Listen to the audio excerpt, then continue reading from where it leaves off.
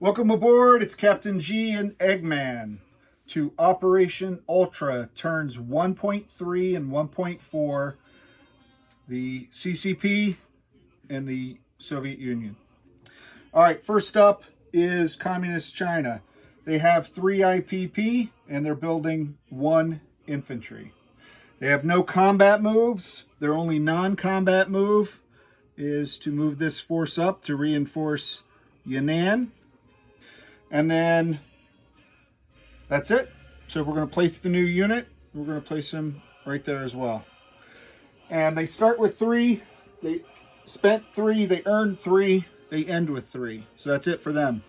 Let's move on to the Soviet-Russian term. So Russia starts the game cash on hand with 15 IPP. But on the income chart, they start at 0. We will roll for their income at the end of the turn for future turns. But the 15 that they start with, cash on hand, we're buying 1 of the heavy artillery, the 203 millimeter howitzers for 6. We're allowed to have up to 3 of them in the game at any one time. We're building 2 of the elite infantry and 1 regular infantry. So these are 3 each, so 12 and 3 is 15. So those are our purchases, and I'll place them at the end. Set them aside. We do have a couple combats. So we have 2 combats. If you pivot now, Eggman's running the camera. East Poland and the Baltic states. So Comrade Stalin has dispatched the 2nd Army Group into East Poland for this combat.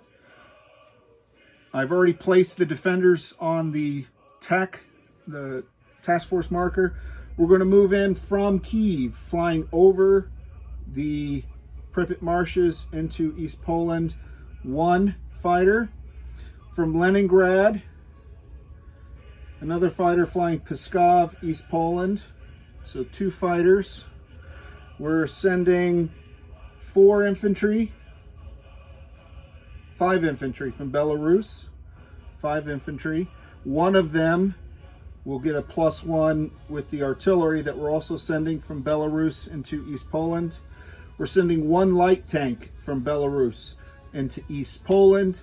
And that light tank is being combat supported from the tactical bomber in Moscow, flying 1, 2, 3, and having 2 movement left.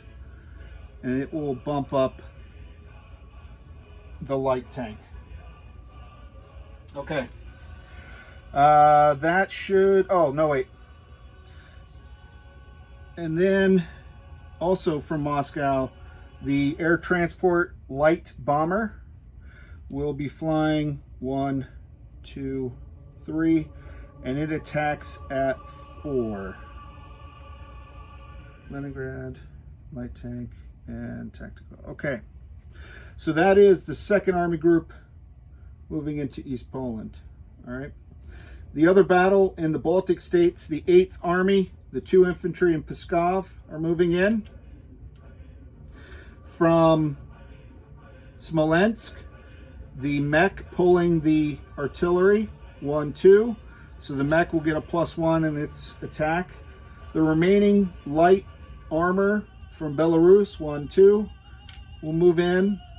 And then from Moscow, I have 2 fighters at the airbase, moving 1, 2, 3, and they'll have 2 remaining as well. So those are the battle. So let me hand these to Eggman. He'll put them over by the battle box. And then we're going to pivot you over and we'll roll for them now. That completes our combat movements.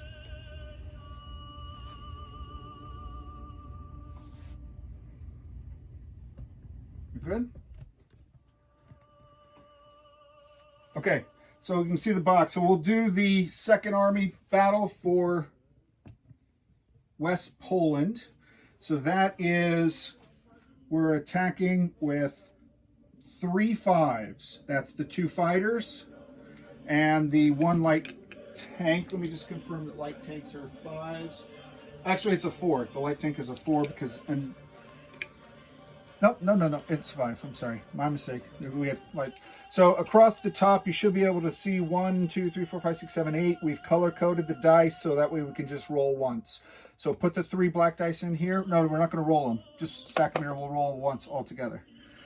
So in addition to the 3 5s, we have a 7 from the tactical bomber, which is orange. We have 1 4 from the light bomber. And we have 2 3s, the artillery and the infantry, and 4 2s. So that should be all of our units.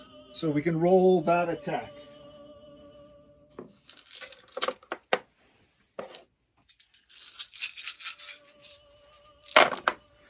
Okay, so the greens are the 2s. I see a 1 and a 2. So move the 12 and the 9, take them out. Okay, leave the 1 and the 2. The blues are 3s. They're both misses. Take them out. 8 and a 5. The 4 is white. It's a 5. Take it out. The blacks are 5. So the 7 and the 12 come out. And the orange is a 7. So you may have to pick it up so they can see. I'm not sure the angle on this. There's a 1 on the attack bomber, a 1 on the green. There's a 2 black. So there's 4 hits altogether, which is oh so convenient because Poland had 4 defenders. So they're done, they're dead. So it'll just be 1 round. You can remove those, Egg, and then 4 white dice for the defense. All right, look for 5 or more. 5, 5, 3, 9. So we lost 1 unit. We'll lose an infantry, okay? So give me the chip under that guy, and then when we... Actually, just give me that back. I'll take it, and you can set up for the next battle. Thank you, sir. So we're taking an infantry for the folks following along at home. All right. So attacking in the next battle, we'll have 2 infantry at 2. So 2 greens. We'll have 2 fighters at 5. So 2 blacks. We have a light tank at 4. So that's a white. And then a mech and an artillery, so 2 3s at blue. And that's all of our units, right? Okay. We need 2 hits this time. 2 hits. All right, we got a hit with the green, so we can take that one off. And we got a hit with the white. And we got a hit with the blue, so we can take that one off, and both the blacks. But we got 3 hits, so a little bit of overkill. Can they see all? Can they see the blue too? Okay. All right, so success in the Baltics. So we can pull the dice out, and then we're going to roll 2 white dice in defense for their last shot. 10 and a 2. So 1 casualty, we'll lose an infantry. So I'll take that card back, Egg, and then you can pivot the camera back so they can see the map. Thank you, sir.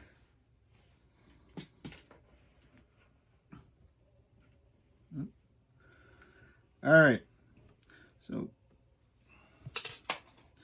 and Russians lose 1 infantry.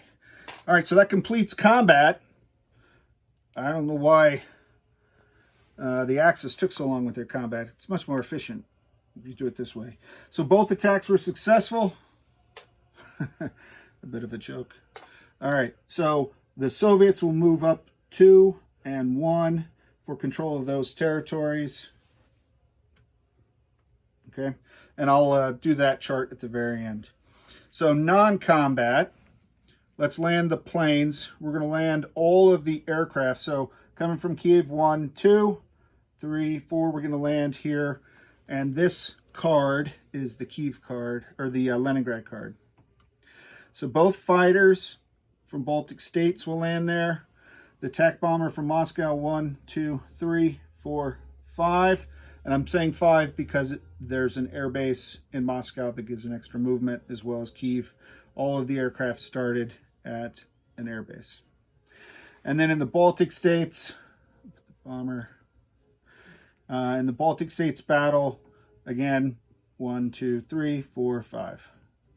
So everybody lands at the lovely new Lenin Memorial Airport in Leningrad. Good deal. So that completes that. Staying on this side of the map, you're zoomed in here. All right.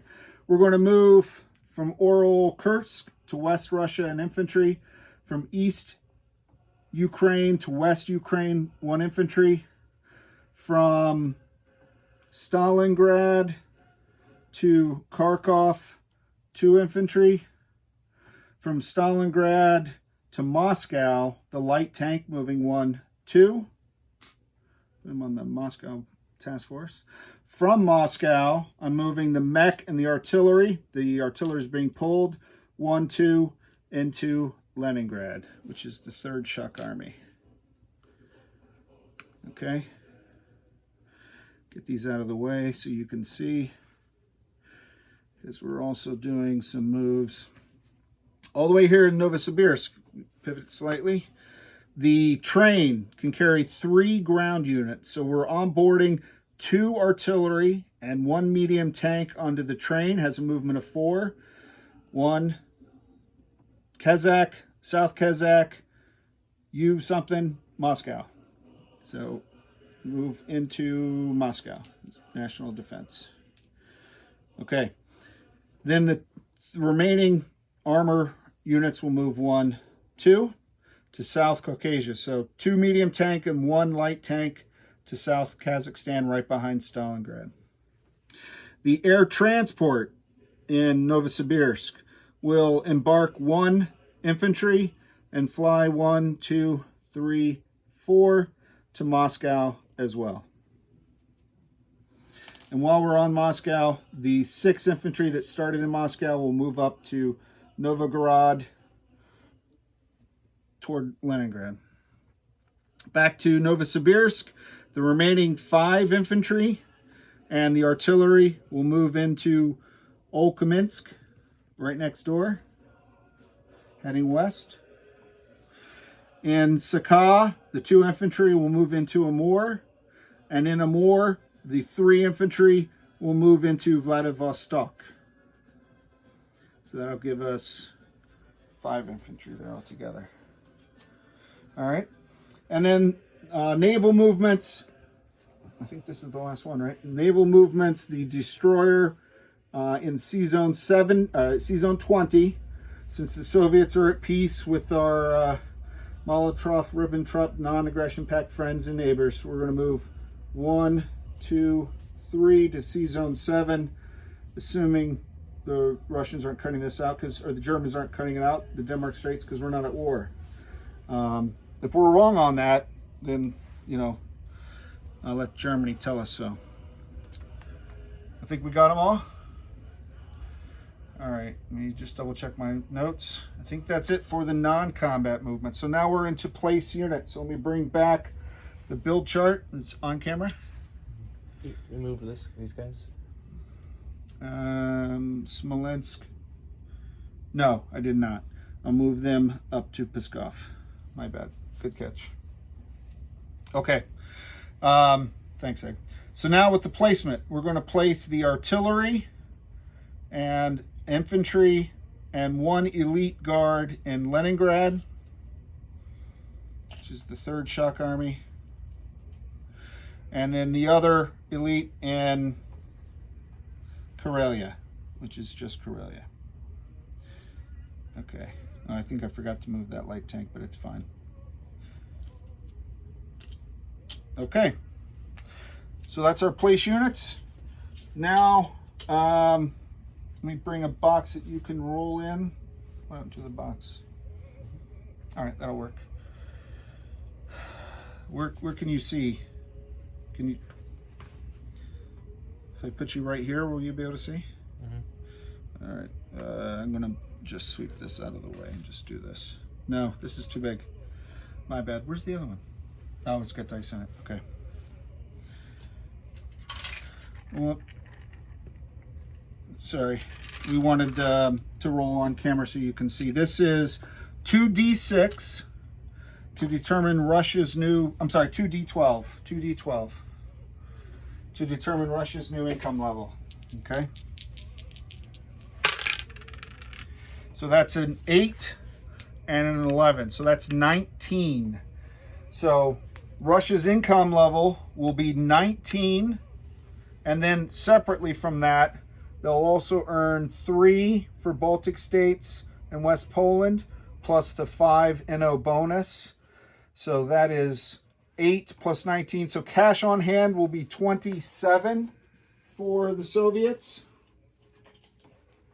5. So they'll have 27 cash on hand coming into next turn. And their income towards full war mobilization is at 19. And I believe that is it. So on behalf of Eggman's Captain G, next up is Hambone with Free France and the British Commonwealth. Over and out.